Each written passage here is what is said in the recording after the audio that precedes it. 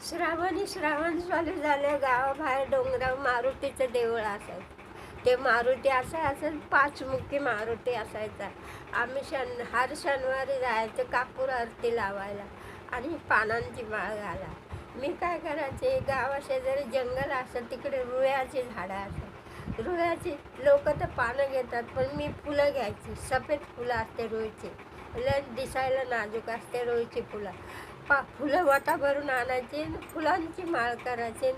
देवळाला गेल्या मारुतीला पंडित असतो त्याला सांगायचं घाला. आपण बायकांनी शिवायचं नसतं, तरण्या बायकांनी विवाहित.